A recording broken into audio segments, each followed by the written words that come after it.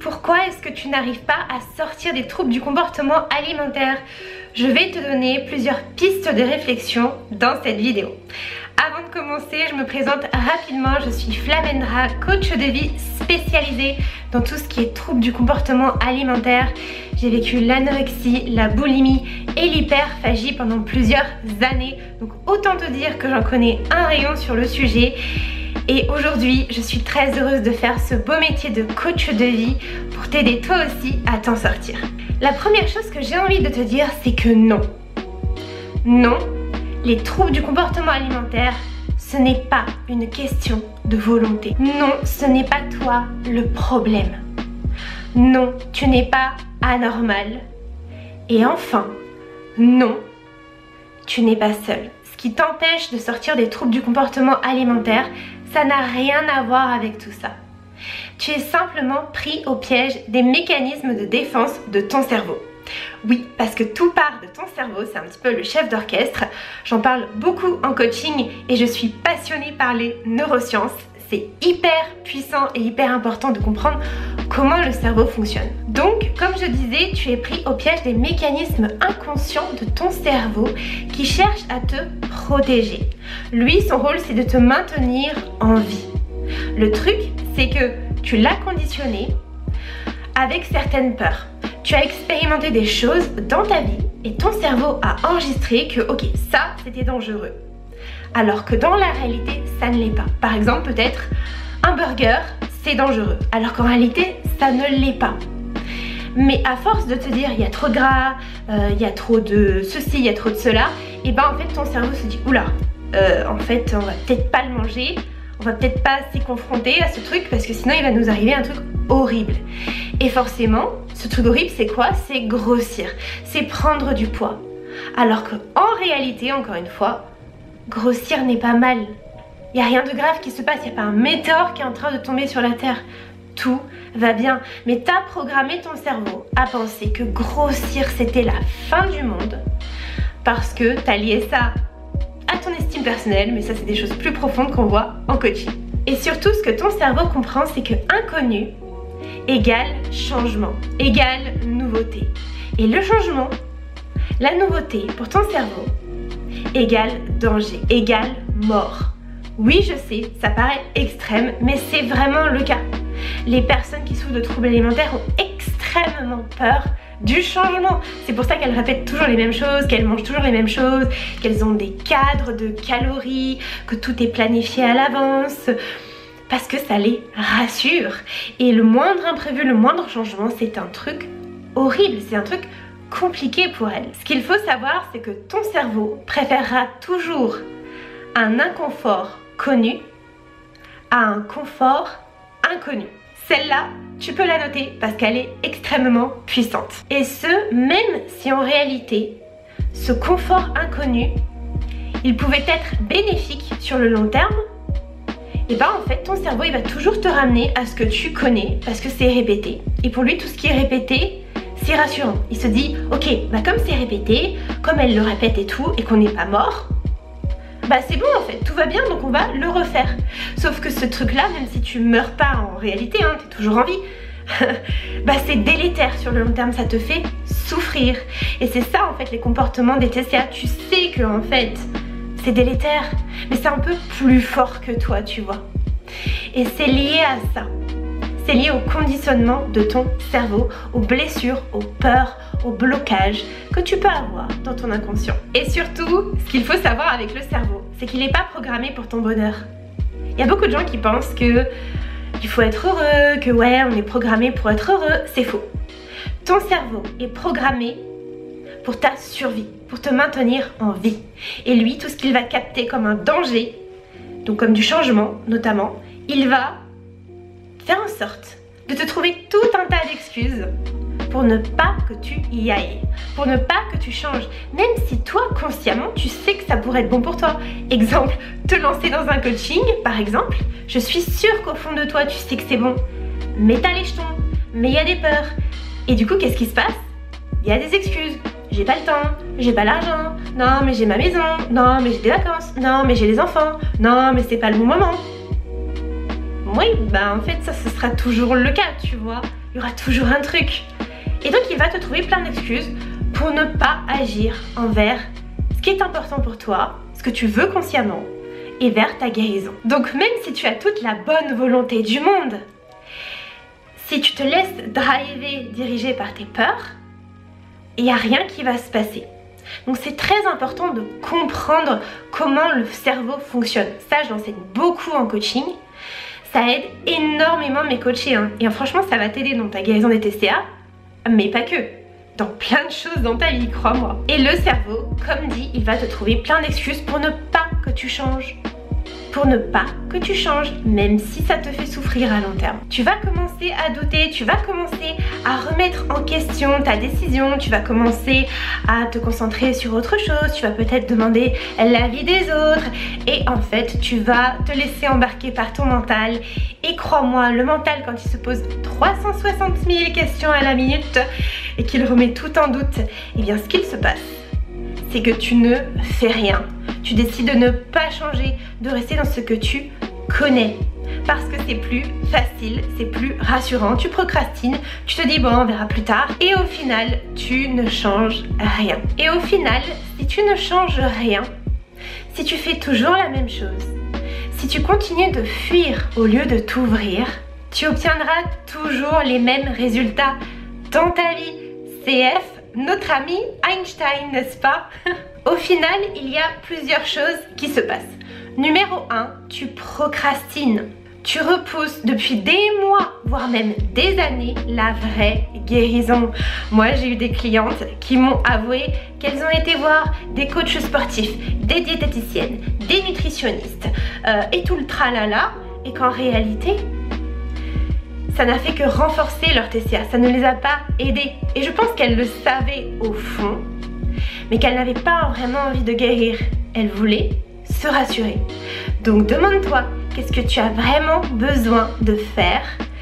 Quel accompagnement tu as besoin de prendre pour réellement t'en sortir? Et crois-moi, c'est pas un truc horrible, bien au contraire. Moi je le vois avec mes coachés, au début elles flippent leur race, hein, bien évidemment. Moi aussi j'ai flippé ma race avant de prendre mon premier coaching. Et en fait, waouh, j'avais le cœur qui battait, ça m'appelait tellement avec le cœur. Et même si j'avais peur, je savais que c'était juste pour moi et que ça allait m'aider. J'avais vraiment confiance dans le processus et dans la personne qui allait m'accompagner. Et j'étais prête à me donner à fond. Et bah ouais, ça a fait toute la différence. Et c'est un beau voyage, crois-moi. Numéro 2, tu cherches des hacks. Et oui, tu es de la team à chercher des recettes miracles, faciles, rapides. T'as pas envie de te faire chier. Disons-le avec des mots. Soyons cash. Comme je le disais, tu cherches des solutions qui rassurent le trouble alimentaire. Les diététiciennes, les nutritionnistes, les coachs sportifs. Et ça, pourquoi tu fais ça? Bah pour ne pas faire le vrai travail de fond. Tout simplement. Parce que tu sais que si tu te lances dans un truc pour, entre guillemets, ne plus avoir de TCA, bah ça fait peur. Parce que ça veut dire changer d'identité, ça veut dire changer ton quotidien. Et je sais qu'il y a une part de toi qui veut guérir. Mais je sais aussi qu'il y a une autre part de toi qui ne veut pas guérir. En tout cas, ça va dépendre. Mais moi, je te le dis direct, je travaille pas avec des gens dont cette part-là est supérieure. Je travaille avec des gens qui ont ce feu intérieur, qui ont peur, mais qui font preuve de courage. Parce qu'elles ont vraiment envie de guérir. Donc ce sont des gens qui ont cette détermination et cette envie de guérir qui surpasse la peur de perdre cette identité du TCA ou de rester dans le TCA. Numéro 3, tu n'en fais pas ta vraie priorité. Ta maison, ta voiture, ton travail, ton conjoint, tes vacances ou je ne sais quoi d'autre. Et ben en fait, tu fais passer ça avant. Ce qui fait que tu ne peux pas pleinement en profiter.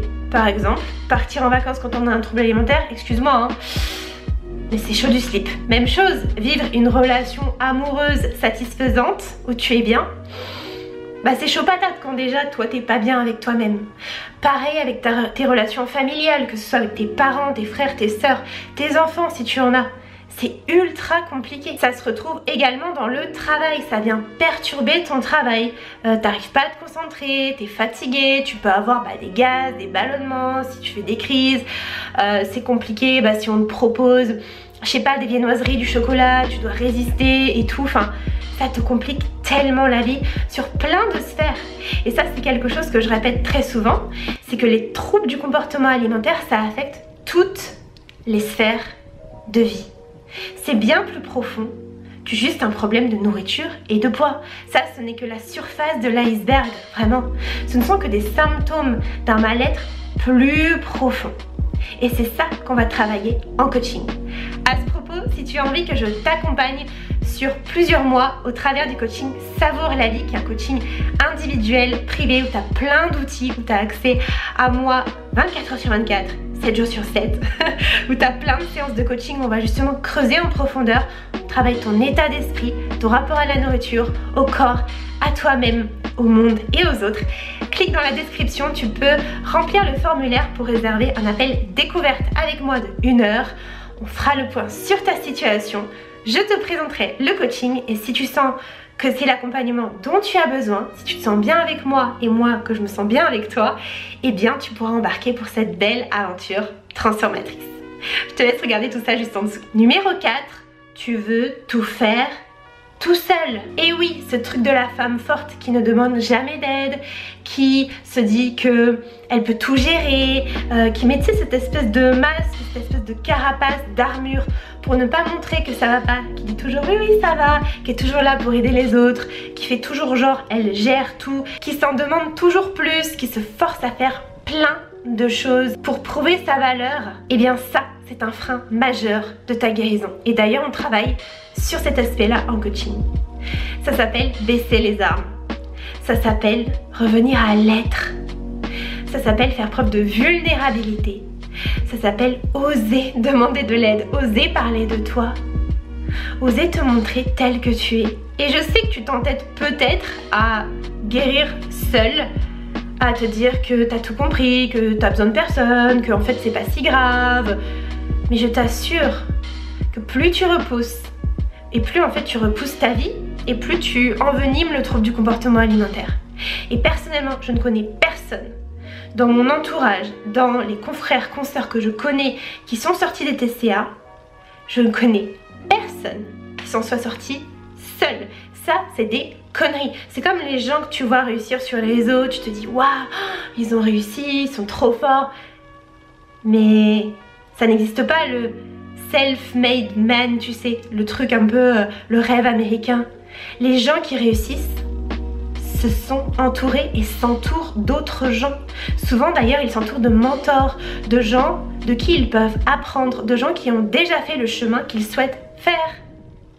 Et ils acceptent d'être la personne la plus, entre guillemets, stupide de la pièce pour être avec des gens plus évolués, plus avancés qu'eux, pour ensuite être à leur niveau. Donc ça demande de l'humilité, ça demande de reconnaître qu'on ne sait pas tout, et ça demande de, au lieu de se dire c'est être faible, que de demander de l'aide, que de se faire aider, non, c'est une preuve de courage et d'humilité selon moi.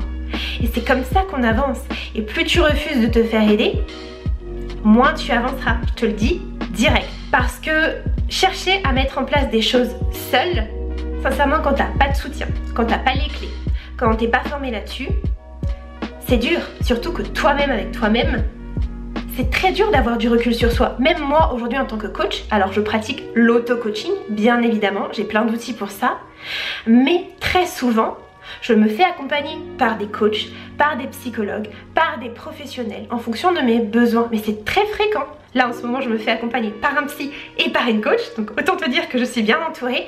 Et ça m'aide de dingue. Vraiment ça m'aide de fou. Donc quand tu n'as pas le recul nécessaire, que tu n'as pas d'outils, que tu n'as pas de plan d'action, bah sincèrement c'est très dur. Tu sais, c'est un peu comme le hamster qui tourne dans sa roue là. Bah, il tourne en rond. Et puis il se persuade qu'il y arrive. Et puis tu sais, il consomme des vidéos, des témoignages, il reste passif. Et c'est pas comme ça que tu vas avancer. Et peut-être même que tu penses que c'est plus facile pour les autres, que toi c'est différent, que les autres ils peuvent mais pas toi. Et je vais être cash encore une fois, mais ça c'est une excuse pour ne pas sortir de ta zone de confort, pour ne pas passer à l'action et faire le vrai travail. C'est une excuse pour rester en mode attente. Attendre que quelqu'un va venir te sauver. Attendre que quelqu'un va venir voir que ça va pas. Et va faire le truc à ta place. Waouh, il va te donner une pilule magique. Ouh. Bah franchement, si moi je l'avais attendu, la pilule magique, j'aurais pu attendre longtemps. Hein. Parce que non, ça ne tombe pas du ciel et personne ne va venir te sauver. Oui, je sais, ça pique d'entendre ça. Je sais, mais je te le dis parce que tu as besoin de l'entendre. Moi, j'aurais aimé qu'on me dise ça, que non, le déclic, ça vient pas comme ça, que c'est pas quelqu'un et tout. Non, ça vient de toi. C'est toi qui le décides et qui passe à l'action. Numéro 5, tu penses ne pas pouvoir y arriver. Tu fais partie peut-être de ces personnes qui ont envie de tout réussir tout de suite et rapidement, de ne pas échouer. Tu voudrais pouvoir réussir à guérir comme ça, sans obstacles, sans échecs, sans moments difficiles, sans doute, sans peur. Mais je vais te dire un truc, ça n'existe pas. Et en fait, comme tu veux tout réussir tout de suite, bah ça te paraît une montagne. Et du coup, tu ne fais rien. Alors forcément, rien faire, bah l'avantage c'est quoi? C'est que comme ça, tu es sûr de ne pas échouer. Tu ne prends aucun risque, tu fais rien. Donc, bah t'échoues pas. Le problème c'est que moi je parle souvent d'essais, de tests et non pas d'échecs. Parce que l'échec c'est comme si bah voilà c'était fini. T'avais échoué et tu pouvais plus rien faire. Mais non, c'est un test, c'est un essai. Si t'y arrives pas, c'est pas grave, tu peux réessayer différemment. Imagine tu vas prendre le violon. C'est un exemple que je prends souvent en coaching. Mes coachés elles vont rigoler parce qu'elles la connaissent, je pense celle-là. Et bah au départ, c'est sûr que si ton objectif c'est de faire un concert et que t'as jamais touché à un violon, ça va te paraître une montagne. Et tu vas te dire putain bah demain j'arrive toujours pas à jouer parfaitement sans aucune fausse note en 2 jours. Bah évidemment, ça va demander du temps, de la patience, de la persévérance. Tu vas faire des fausses notes. Des fois tu vas rien comprendre aux partitions. Enfin j'en sais rien, je ne fais pas de musique. Mais bref, t'as compris l'idée. Ça s'applique à tout. Tu vas apprendre une nouvelle langue. Tu vas te planter. Tu vas pas prononcer le mot comme il faut. Tu vas pas dire la phrase comme il faut. Et alors? On passe tous par là. C'est comme un enfant qui apprend à marcher. Dis-toi bien qu'il tombe plus de 2000 fois avant d'arriver à marcher. 2000 fois. Rends-toi bien compte. Je pense que nous, en tant qu'humains, quand on essaie de faire un truc, il y a plein de gens qui, au bout de, 3-4 fois, ils abandonnent. Pourquoi? Parce qu'ils se disent, bah regarde, ça fait 3-4 fois que j'essaie, j'y arrive pas. Je suis une merde, j'y arriverai jamais, regarde, c'est pas fait pour moi. Oh, bah non, c'est pas ça. C'est juste que t'as besoin de réessayer, de réajuster. Et enfin, numéro 6, tu ne te sens pas légitime. Tu n'oses pas demander de l'aide à tes proches, à parler de ta souffrance à tes proches. Et d'ailleurs, il y a fort à parier que tu minimises ta souffrance. Que tu te dises que c'est pas si grave, que regarde, t'arrives quand même à vivre, que t'arrives quand même à gérer ton travail, peut-être tes enfants, que ça va en fait. Eh ben non. Je vais te dire un truc, ça va pas du tout. Et t'as le droit de le dire. Mais pour ça, c'est déjà le reconnaître. Arrêtez de te persuader que ça va, que si tu demandes de l'aide, tu vas déranger les gens, que en fait, non, c'est pas si grave, que ça peut attendre. Non. Tu en as besoin. Ta vie est importante. Et ces troubles alimentaires te détruisent. Sois honnête avec toi-même. Regarde la réalité de ta vie en face. Note ce que tu fais dans une journée et comment tu te sens. Et je pense que là, tu vas vraiment prendre conscience du truc. Et c'est ça qui te laisse coincé dans les TCA. C'est que tu penses que demander de l'aide, c'est être faible, que tu aurais plus de fierté à guérir seule et tout. Mais ça, c'est des conneries. Et sincèrement, je pense que tes proches, ils seraient ravis de te voir demander de l'aide. Ils seraient ravis de voir que tu mets en place des choses plutôt que de te persuader et de te fermer à tout type de changement. Parce qu'en réalité, demander de l'aide n'est pas une faiblesse, c'est pas une honte, c'est pas une tare. Ça veut pas dire que t'es moins bien, non. On demande tous de l'aide. Et crois-moi, comme je te disais, c'est les gens qui réussissent sont des gens qui demandent de l'aide, qui posent des questions, qui se font accompagner, contrairement à ce que peut-être tu peux penser. En fait, c'est tout l'inverse de ce que tu penses. Et c'est une preuve de courage, de force, que de demander de l'aide, que de se faire accompagner. Et franchement, c'est beau. C'est un parcours humain incroyable. Personnellement, quand je me suis faite accompagner par des coachs et des thérapeutes, j'ai vraiment réalisé à quel point c'est dans les relations qu'on grandit, c'est dans l'interaction avec l'autre que l'on grandit. L'autre nous montre des choses de nous qu'on ne peut pas voir soi-même. L'autre a peut-être des clés, des façons de penser, des choses que nous on ne connaît pas. Et je sais que vous êtes peut-être des nutritionnistes hors pair, mais croyez-moi, de toute façon, tout ce qui touche à la guérison des TCA, ça n'a rien à voir avec l'alimentation. C'est pour ça que moi, je vais pas... Je sais hein, que vous savez le nombre de calories, machin, vous pouvez être une pro... comme dit une nutritionniste, hein, j'ai encore eu ça hier en appel découverte, une personne qui me disait mais je pourrais être nutritionniste, je lui dis bah oui je sais non. Mais par contre tout ce qui touche aux neurosciences, à tout ce que moi je vais vous apprendre, croyez-moi ça c'est des choses qui vont grandement vous aider. Voilà pour cette vidéo. En résumé, ce n'est pas du tout un manque de volonté. Et oui, tu peux t'en sortir. Vraiment, j'insiste sur ce fait, mais c'est toi qui dois le décider, qui dois te responsabiliser. La liberté que tu souhaites, elle vient avec la responsabilisation. L'inverse de la culpabilité, c'est la responsabilité. C'est comprendre que tu es créatrice, créateur de ta vie et décider de faire des choix pour toi. Arrête de subir ce trouble alimentaire, arrête de subir l'extérieur et reconnecte-toi à ton intérieur. Si tu souhaites que je t'accompagne dans ce cheminement, sincèrement, j'en serais absolument ravie. Pour moi, je pense que tu le sais, hein, c'est plus qu'un métier, c'est une vraie mission de vie parce que je sais ce que c'est de vivre les TCA. Remplis le formulaire juste en dessous pour réserver ton appel découverte et on en discutera ensemble.